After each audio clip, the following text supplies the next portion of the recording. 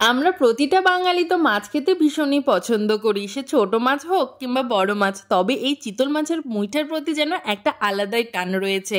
So hey my beautiful family, welcome to my YouTube channel and Facebook page Rice Cooking Lookbook. যারা এখনও subscribe and follow করনি অবশ্যই করে দিও। তো চলো দেখা যাক মা কীভাবে আর চিতল মাছের মুইঠা তৈরি করেছিল। তো তার জন্য মা এখানে নিয়ে নিয়েছে 5 পিস চিতল মাছ, যেটাকে সুন্দর মতো এভাবে কাটা ছাড়িয়ে নিতে হবে। কাটা ছাড়ানো একটু কঠিন হলেও বাট অতটাও কঠিন না।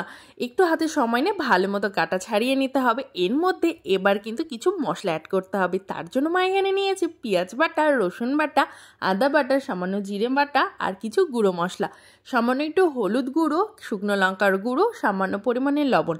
তোমরা চাইলে কিন্তু এখানে ধনে গুঁড়ো অ্যাড করতে পারো। দিয়ে এবার ভালো মতো মিশিয়ে নিতে হবে।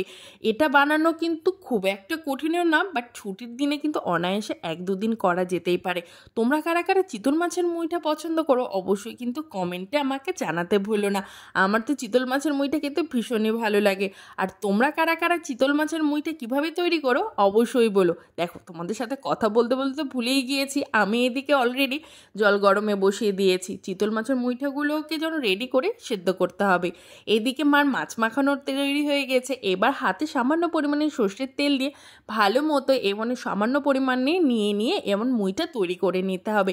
তোমরা চাইলে যে কোনো শেপ দিতে পারো, সে লম্বা, মোটা, চ্যাপ্টা, যেমন খুশি। মা এখানে মুইটা নর্মাল যে শেপটা খেয়ে থাকি আমরা, সেই শেপটাই দিয়েছে। তো এভাবে প্রতিটা এবার তৈরি করে নিতে হবে। দেখো, সবগুলো তৈরি করা হয়ে গেছে। এবার শুধুমাত্র জলের মধ্যে দেবার পালা। জলটা ভালো মতো টুকবুক করে ফুটে এসছে। এবার একটা একটা করে চিতল মাছের এই মুইঠাগুলো ছেড়ে দিতে হবে। বেশি সেদ্ধ করার কোনো প্রয়োজন নেই। যখন দেখবে মুইঠাগুলো একদম জলের ওপরে ভেসে আসছে তখন ফটাফট তুলে নিতে হবে। বেশি সেদ্ধ করলে কিন্তু এই মুইঠাগুলো একটু রাবারি ব্যাপারটা হয়ে আসে। চিতল মাছ কিন্তু যারা খেয়েছো বা মুইঠা যারা খেয়েছো তারা জানো যে একটু রাবারি ব্যাপারটা তো থাকেই মাছের। তবে কিন্তু যদি বেশি সেদ্ধ করো সেক্ষেত্রে কিন্তু আরও বেশি রাবারি ব্যাপারটা হয়। তো দেখো, জলের ওপরে ভেসে উঠছে পোটাপট। তো সবগুলো এবার তুলে নেওয়া যাক। তো তুলে নিয়ে ভালো মতো ঠান্ডা করে নেওয়াও হয়ে গেছে। এবার প্যান গরম করে সামান্য পরিমাণে তেল, তোমরা সর্ষের তেলেও করতে পারো, সূর্যমুখী তেলেও করতে পারো। মা এখানে সূর্যমুখী তেলেই করেছে।